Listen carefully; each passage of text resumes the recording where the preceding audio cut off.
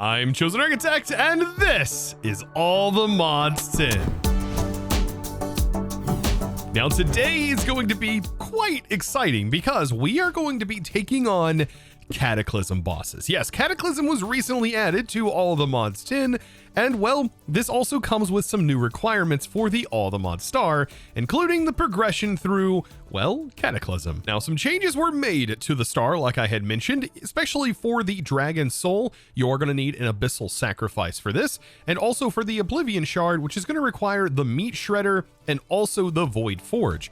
Now, these do require a bunch of different bosses to be taken on and taken down in order to, well, obtain them. Or do they? Dun dun dun! Because, well, technically, unless things have been changed in this pack, you were able to, in All the Mods 9, actually collect these in Drygmy jars. Now, of course, if not able to be collected in Drygmy jars, we should be able to easily take on most of these bosses with just our simple Ars gear. And, well, the useful adaptation of a couple of spells. For example, our mighty death spell right here, which can deal thousands upon thousands of DPS. Damage per second. And well, this is also courtesy of the beautiful Rage Glove. I was shown a version of this beautiful spell courtesy to our Discord over in the image gallery by Bal Evan, who showed me kind of a crazy spell that can essentially one tap multiple Pigletches at the same time. Now, to get this to work, which is going to be very useful for us today, we are going to need to have a Rage Glove. You can find this inside of Bastions, inside of the chests, inside of Bastions, and it doesn't really matter what level it is, it just needs to be inside of your bauble slot. And then we need to talk about this spell. So this is a projectile that is then in a burst, and then we are going to put sensitive on that burst to make every single air block that it interacts with the actual thing that is going to be affected. We're going to expand the AoE of the burst to make it larger, and then we're going to hit it with the spikes. Here we go again with the spikes. And then we want propagate homing to be able to do some extra damage at the end for everything that doesn't resolve. It's going to just propagate homing, and everything is going to attack any of the residual mobs with harm and some amplify. And then I have item pickup just to simply put the items in my inventory. And that is what is allowing us to deal tons of DPS. And I don't even think this is necessarily reflecting all of the actual damage when I do this, because I don't think the spikes are actually affecting this the way that it technically should. Now, this is best shown by demonstrating this on Pigletches. These are all regular Pigletches that are at full health. And if I use this spell, all of them are gone.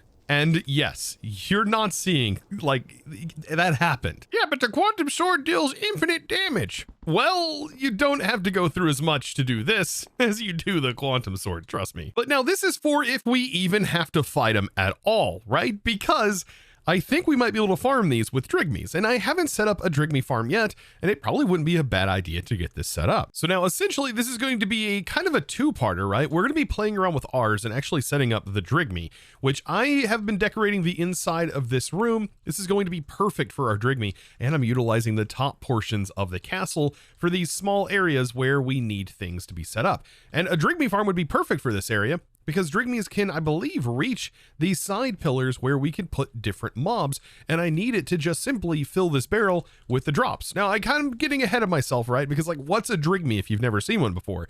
Well, it is one of the coolest things. It can farm mobs, like bosses and certain mobs, from within a jar without hurting that mob, and it can drop those drops. So where is this really useful?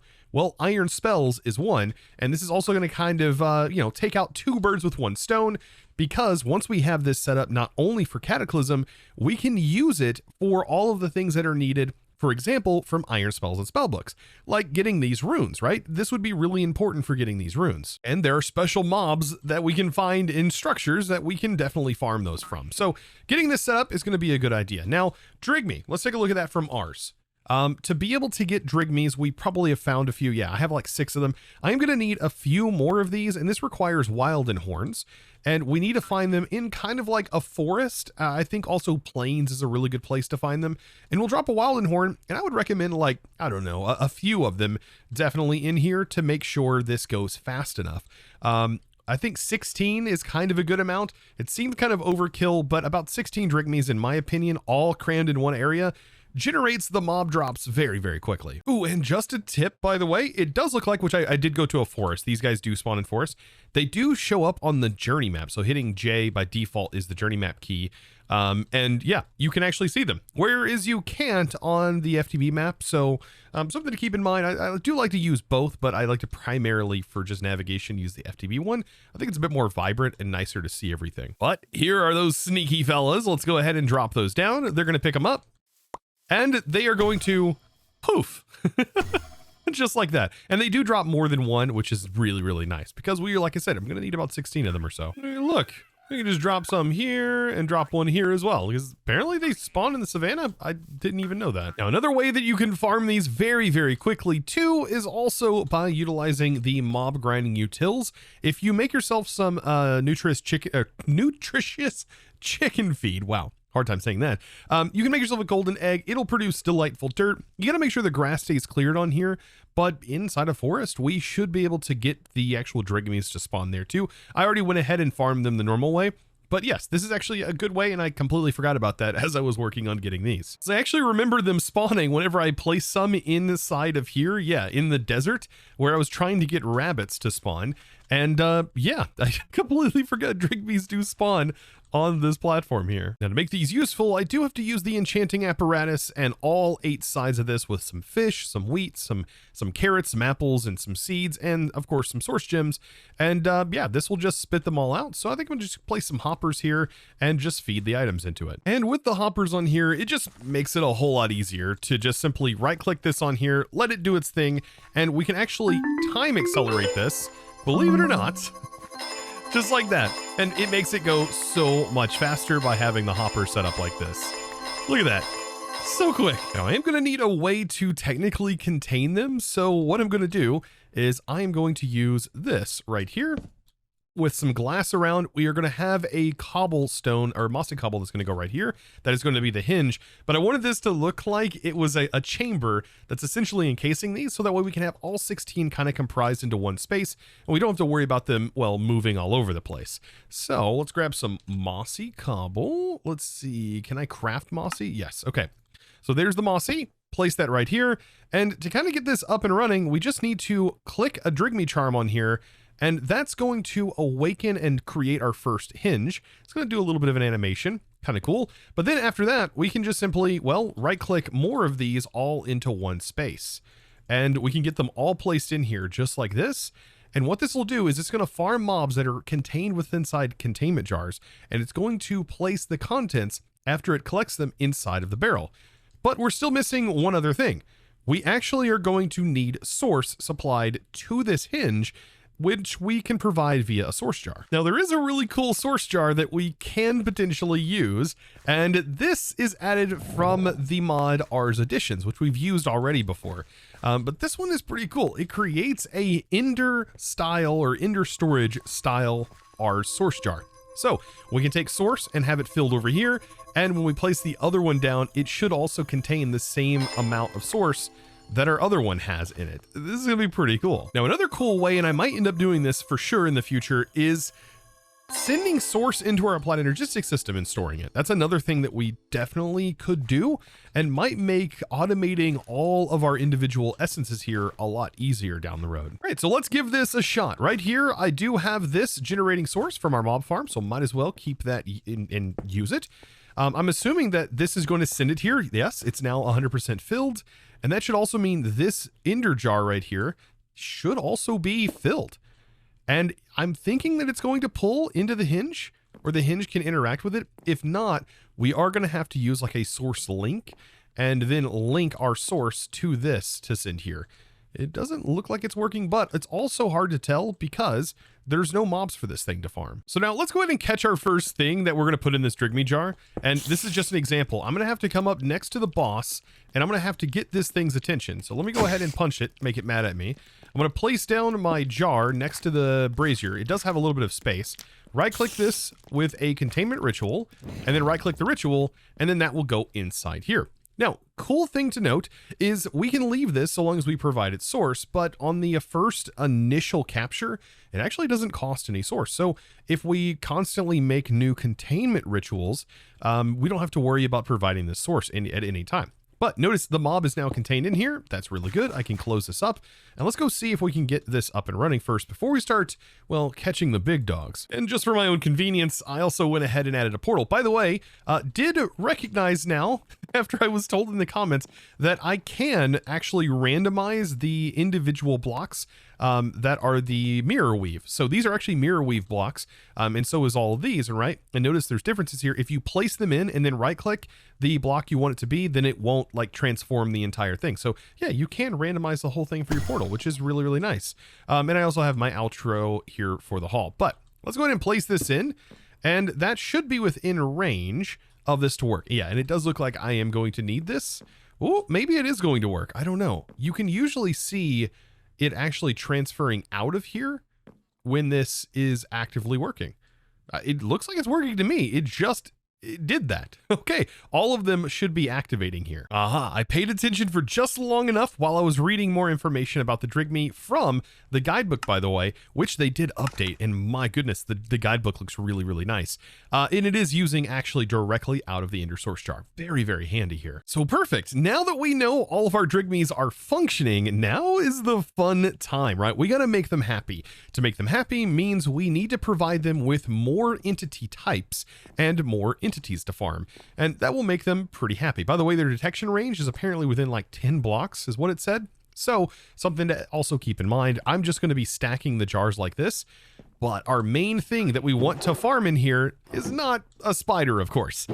This is just an example. What I really want to try is to capture the bosses from Cataclysm, because that I think is going to be the only way that we can do this. And I'm hoping that this is possible. I haven't tested yet if this is even possible to farm this from these mobs or even capture them. Because yes, there is ways for pack devs to prevent the capture of these bosses. But if we're going to need 18 of these individual items, it would be ridiculous to need to farm 18 individual bosses and find 18 individual locations, making this process almost insanely impossible on multiplayer servers.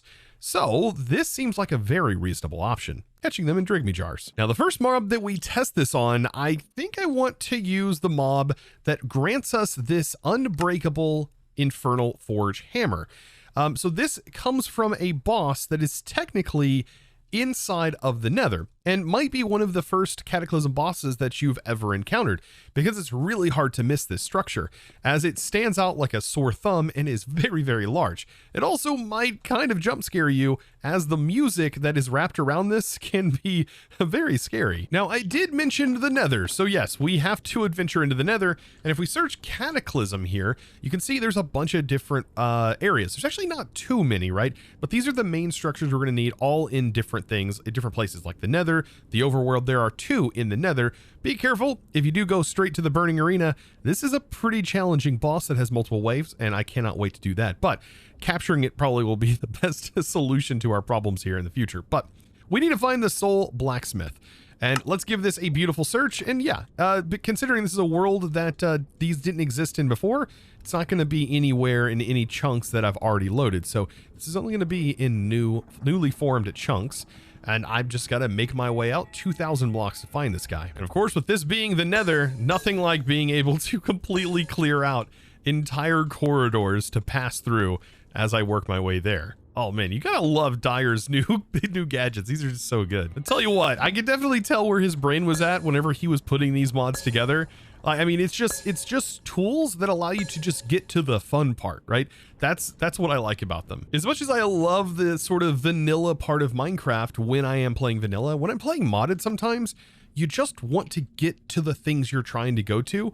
And something like this, I mean, I would just have to normally mine a tunnel out to be able to get through here, but not with this. Oh my goodness, that structure is so cool looking from a distance.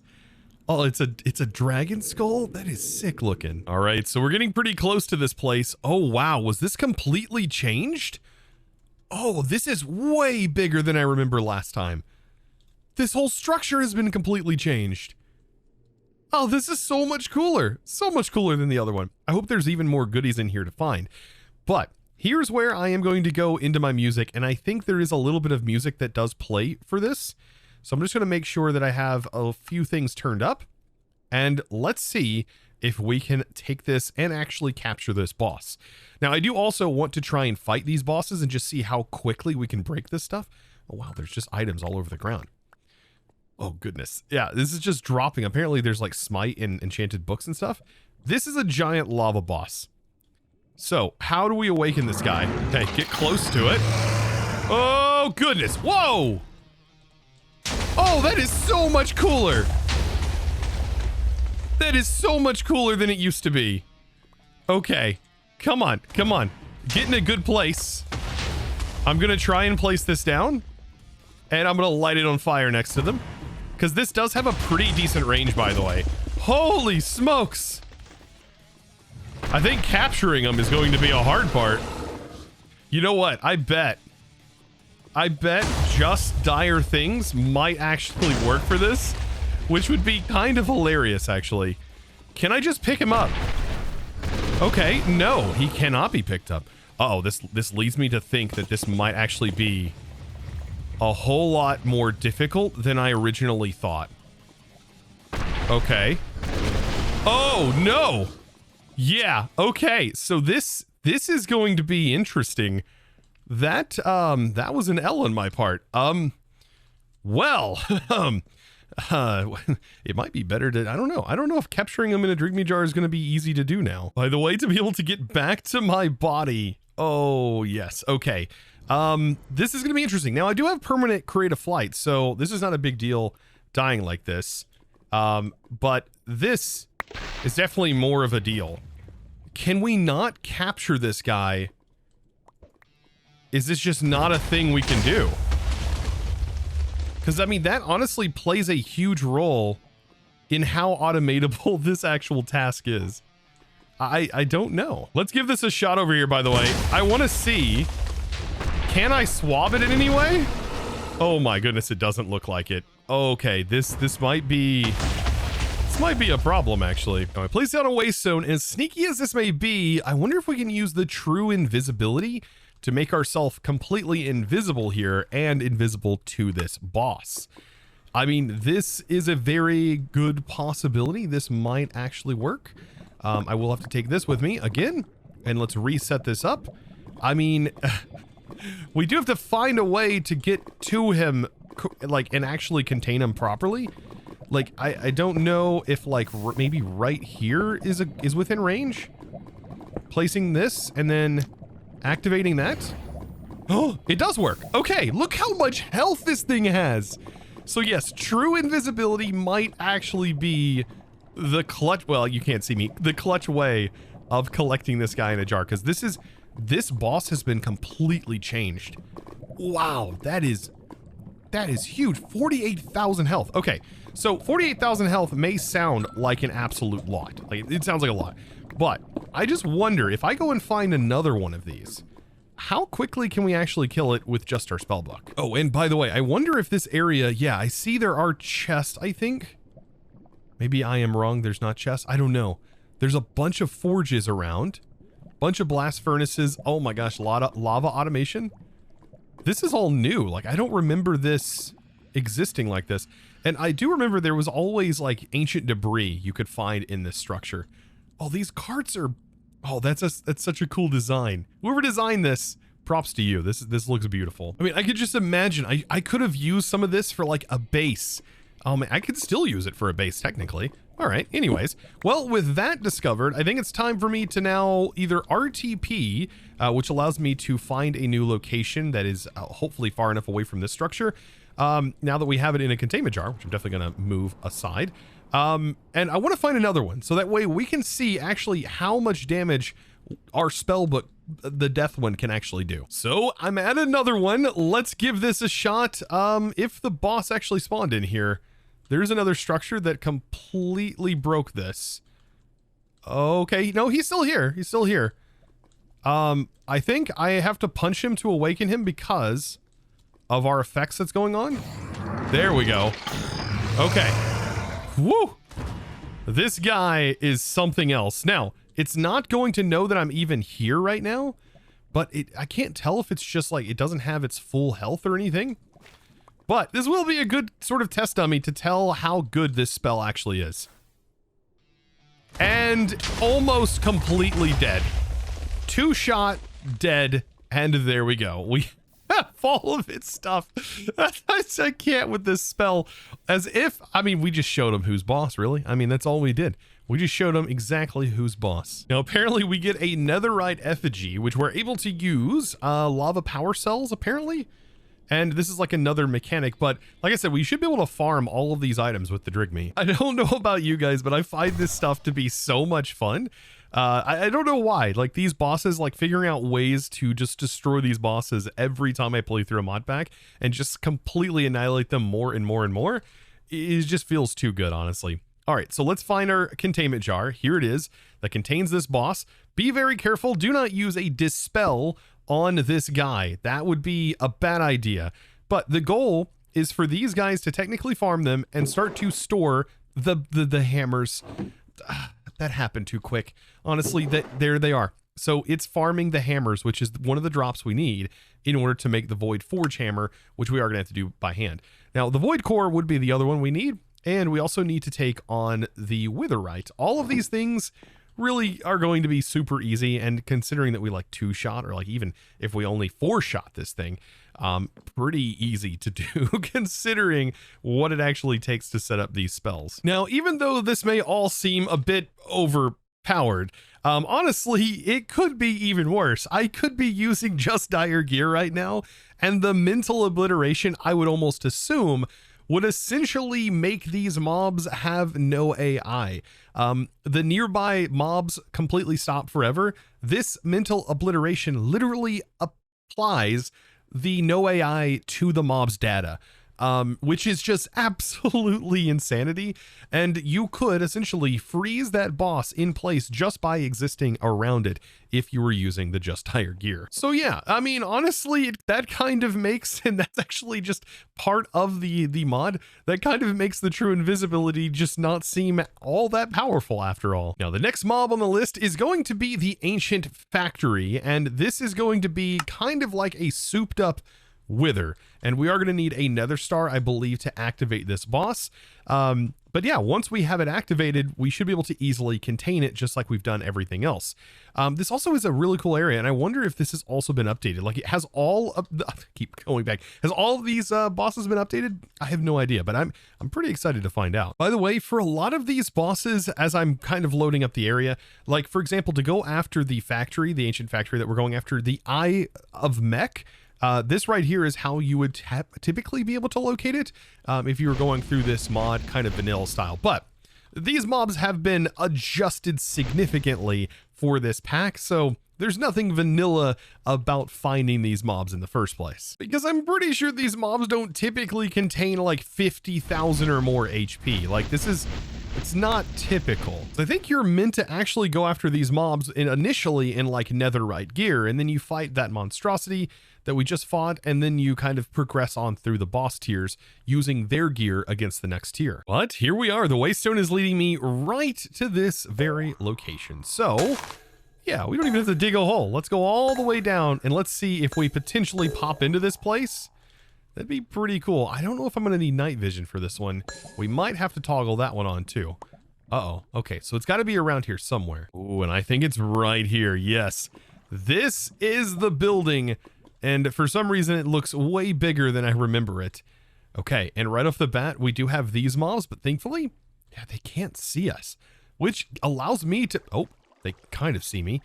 It allows them us to kind of get a good look at them, because otherwise they'd kind of be floating around and we'd have to technically take these guys out.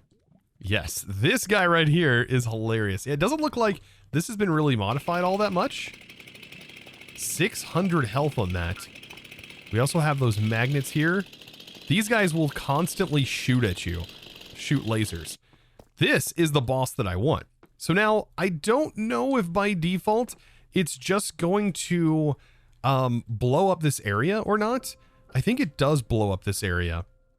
So, I think though what I can do is possibly place this down and then make sure that's in there ready to go. Put the jar in, and then let's get our star, because this is how you actually awaken this thing.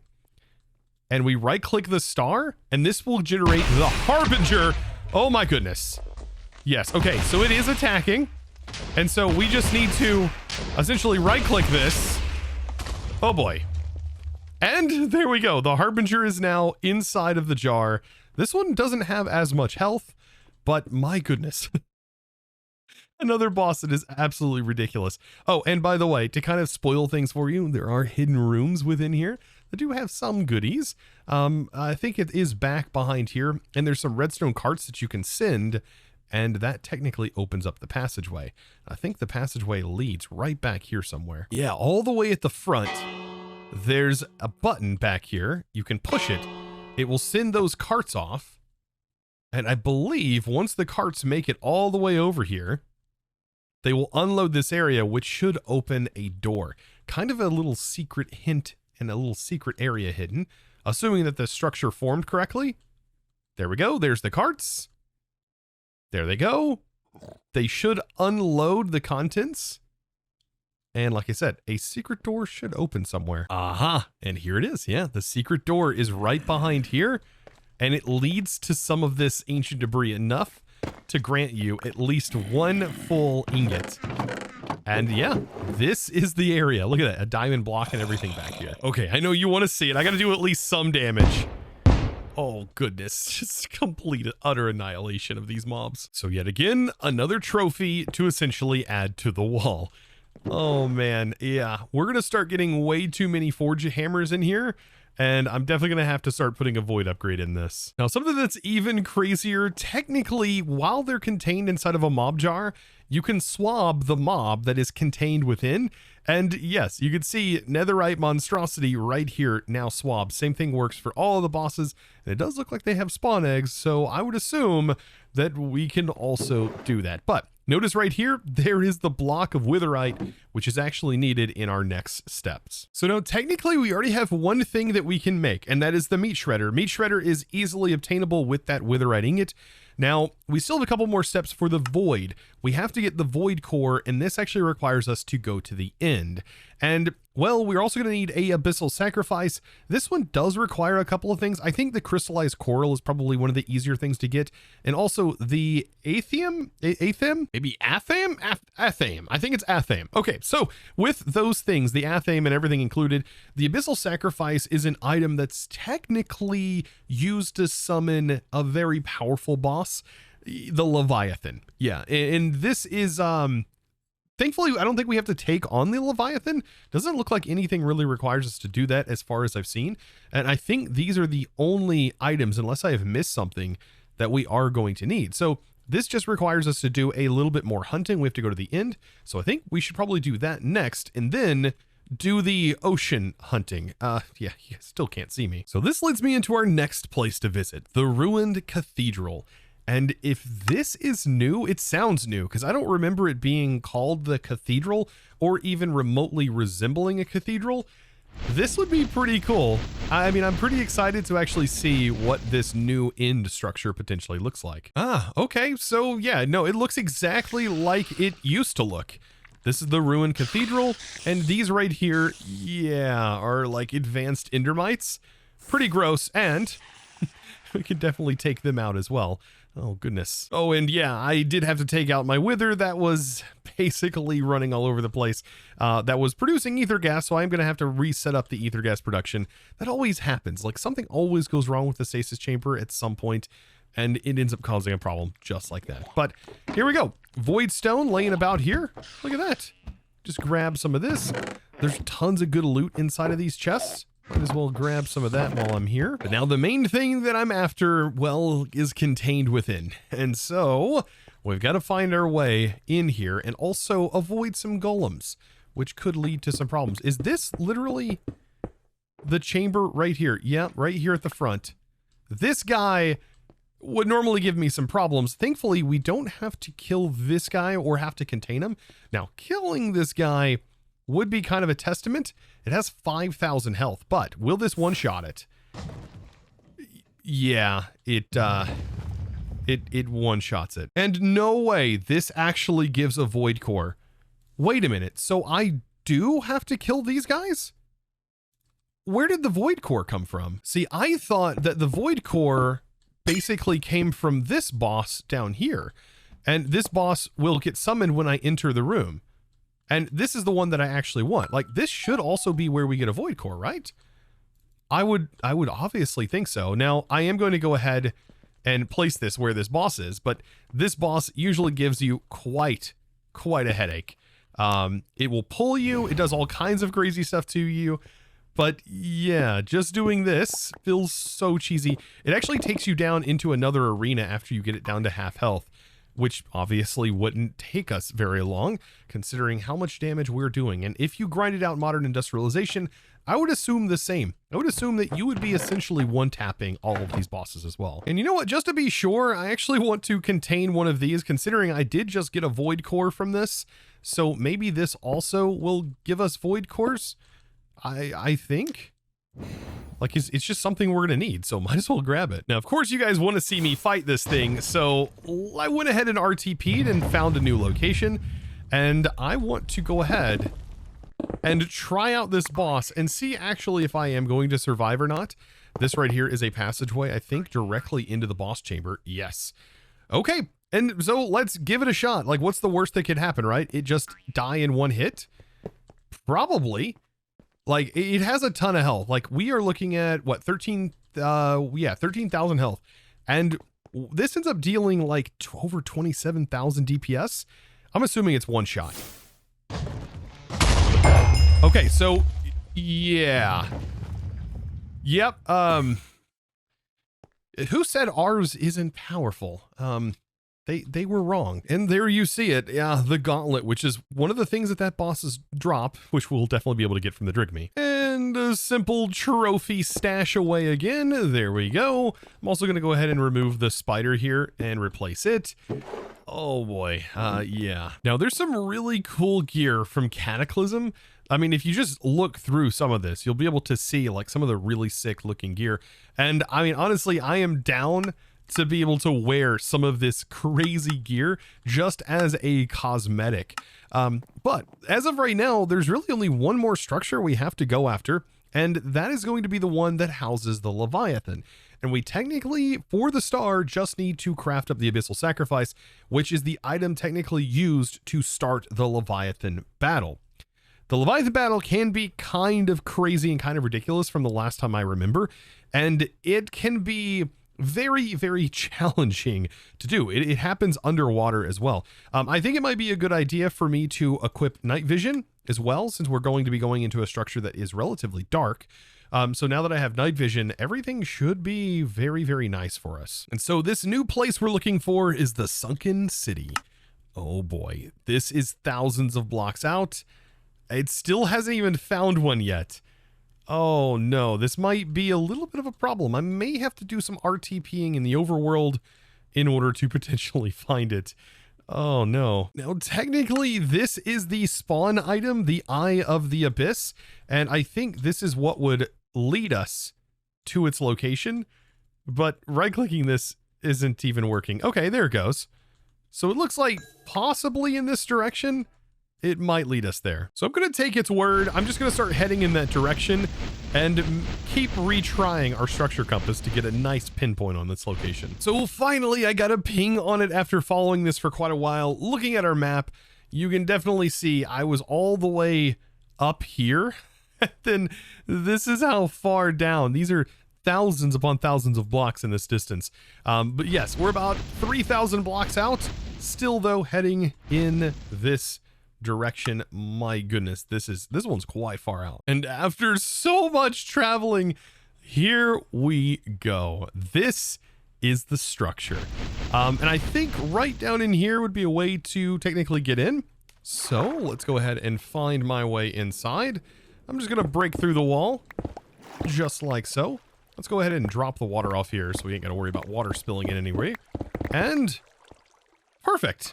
Nice. So here are some guards, and I think I'm going to have to capture, I believe, either these particular guards, the brutes, whichever one actually drops the sword that is needed, we have to capture, and we also have to capture the mob that drops the crystallized coral fragments. I have no idea what this is, but that does not look good. What is doing all of that? Maybe, I hope there's not like a structure in here that's blocking this. This is a coral mob. Now, there's a couple of different recipes, and I noticed that there's a coral chunk, and I wonder if these guys drop the coral chunks. Let's see. If I take this guy out, okay, yeah, that guy drops a coral chunk, and do these guys drop the sword? No, it doesn't look like it, otherwise I would have gotten it. Now, I honestly have no idea what's going on here, other than maybe like a structure conflict. Yeah, it definitely looks like it might possibly be. Oh no. Like, this is like taking up the entire area. Like it's a biome or something. Oh, this might make it so much harder to do this. Let's see. I mean, the mobs aren't really spawning down here. Not that I'm seeing. Okay, so now this is a deepling, and I don't remember, is this the one we're actually looking for? Okay, that drops a coral spear. That's not it. Okay, so I have found what is essentially the summoning area right here for the Leviathan. Yeah, it does look like there is some issues here. That is an unbreakable wall.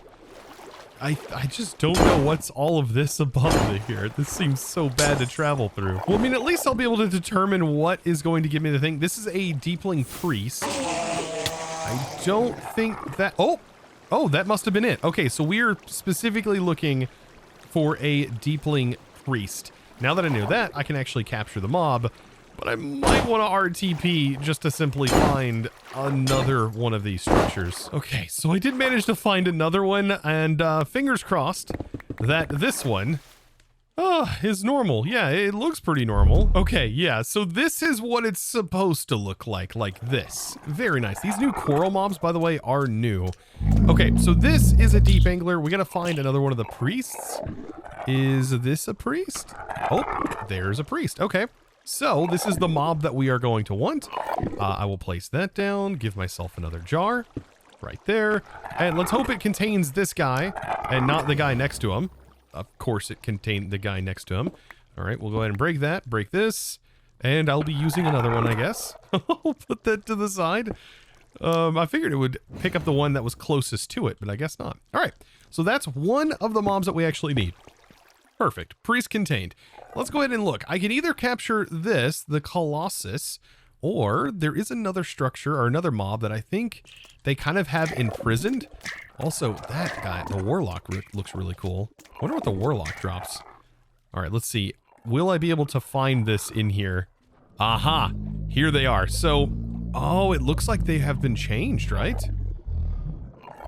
Okay, so, yes, it is very loud in here, by the way. But I am going to contain this guy. Place that down. Place the jar down. And hit it with this. And there we go. That should not take too long.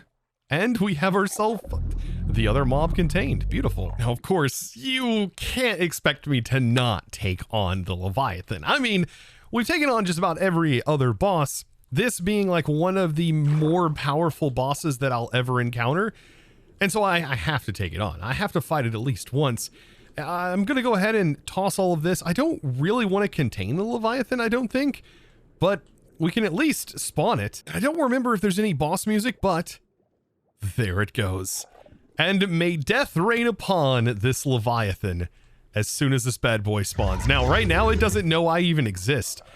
But I'm wondering, how much health does the Leviathan have? It looks like 33,000 maybe? So, yeah, there's a good chance that we are probably going to one-pop this thing. I think so. There we go.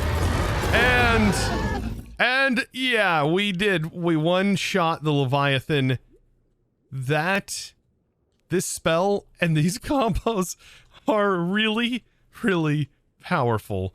And by the way, you can just resummon it, I do believe. You just make another one of the hearts, put it in here, and resummon it. So if I want to capture it in a jar, we definitely can. But we also ended up getting the Abyssal Egg, which means we now have ourselves, oh yeah, I'm still invisible, a baby Leviathan, possibly. Oh, and by the way, this does drop the Tidal Claw, which is such a cool, like, grappling item. I mean, I love this thing. Pretty darn cool. And if you right-click, it just does like an AoE attack. It's so cool. All right, enough of me fangirling over this mod, because I really do love the Cataclysm mod. It is definitely one of my favorite boss mods ever made. And, well, we can technically go ahead and place down our egg. If I remember correctly, this thing does like tropical fish, and we do have to place the abyssal egg down. I think accelerating it can help, but yes, eventually it will spawn a Leviathan. We are going to have to make sure we have some fish, tropical fish, I think specifically. And a few of these should tame it once this little guy hatches out, and we'll have ourselves a tamed Leviathan. Now, in the meantime, let's go ahead and get our trophies placed in for our Drygmy. And here we go. So back into ours, containment jars, or just jars, I guess. We'll grab the Colossus, and we also need the Priest, both of which are going to go, I guess right here would be fine. There we go. And just let our Drygmies continue to do its thing and farm all of the drops from these bosses, much like it's doing with these. So I guess now, while I'm waiting for the egg to hatch, let's go ahead and grab a few things out of here. For example, how about some of these blocks? We also are going to need, like, I don't know, a hammer to make at least one, maybe a void core. Yeah, we could take a void core out of here. Why not? What else do we need? We also need the meat shredder. That's something that'd be pretty easy to make. And the abyssal heart, honestly, very easy. We just need a simple sword here. And then we're also going to need, yeah, one of the chunks. The chunks, interestingly enough, change color. Like when they're like placed in an inventory, like, and the more of them that exist there, like, it's kind of interesting how those function. I don't know, but they're all the same. They're all coral chunks nonetheless. All right. I think that is literally everything that we need in order to make this. So let's break these down into their ingots. And then we just need to make the forge itself. First, though, we can make the meat shredder. That's pretty cool. And then the forge. So this is one of the major components that we're going to need. So there is that. And the actual forge itself, which we can place right here. It has an animation. All of this stuff is just so cool. And then we need to combine this with a core, and we get a destructive void forge. This thing is just ridiculous looking. All of the weapons and armor from this mod are absolutely insane, and I am down for it. Oh, and look at there. It's spawned. We now have our Leviathan. And yes, using tropical fish on it, we tamed it. So now this is our little buddy, and I can lead him around. Right-clicking, I think. We can change it to sit and stuff like that, I think. Maybe not. Oh, wait, we haven't fully tamed it yet, I don't think. It's going to probably take... Oh, there it goes. Perfect. So now we can make it sit. We can make it wander. And this thing will shoot laser beams out of its mouth. Like, it is very crazy. And look how much health this thing has. We can also pick it up and use it as a literal turret to take down other mobs. I really want to test this and show you how cool this thing is. Oh, there's a perfect example. There's a creeper right there. We'll place him down, set this guy like this. Let's punch the creeper. Here it goes. And be dead, creeper. We now have a portable baby Leviathan turret with tons of health, by the way, and you can just heal them by just using some tropical fish. Now, the meat shredder is its own thing. We can right-click this, and it deals so much DPS, completely avoiding iframes. Like, this thing is absurdly ridiculous. Look at the DPS going up on this. So, yes. This weapon is also another weapon that is just absolutely ridiculous to get. You can just see that DPS going up and up and up and up. But yeah, the hammer is also a good one. I think it has a right-click charge ability. Maybe not. There it is. Yeah, you click the ground, and it just dealt a ton of damage. It's so cool looking. So cool. Like, all of these things are so cool. By the way, this is also still a pickaxe. It says still a pickaxe. I can't. So now, of course, you probably want to see this on something like in action. So down here, I have a pick glitch, and it starts to really ramp up. But of course, this is primarily due to the Rage Glove, because it's actually not as powerful without that Rage Glove. You'll notice it is significantly less. And yeah, it definitely isn't dealing what you would hope to deal. With the Rage Glove, however, it's really, really powerful. But of course, nothing's as powerful as just doing that and it getting insta-killed, essentially. Yeah, I think the Rage Glove has a cooldown that has to kind of activate in order for this to work, but gosh, that is just so powerful. And of course, I've already crafted one, but definitely crafting up another one of these abyssal sacrifices just to have it for the ATM star. Of course, I'm probably going to want 18 of them eventually, but there we go. So we now have it, it is done, and we now have technically all of the items as of right now that are required to complete said star. So honestly, what a journey today has been, just proving you can get incredibly powerful with just simply using Ars Nouveau gear, and also showing off how just powerful the Drygmies can actually be. So if you did learn something today and you enjoyed today's episode, be sure to click that subscribe button if you haven't already, and well, give this video a huge thumbs up. Also, join the Discord if you haven't already. We have an amazing community over there, and I'd love for you to hang out. And also follow me over on Twitch if you haven't already. I do live stream about 3 days a week, and I would love to hang out with you over there. So guys, with that being said, it's now time for me to thank the amazing supporter of today's episode. And that amazing thanks is going to go out to none other than, if I can get thanks in here, right? FlackRX, thank you so much for your amazing support, by the way, and choosing to support me over on the Discord by becoming a Discord premium member, getting access to the world downloads and all the other perks that come with joining the Discord. So thank you all so very much, and thank you guys all for watching. I do appreciate it. I'll of course see you hopefully in the next episode, and as always, again, thanks for watching.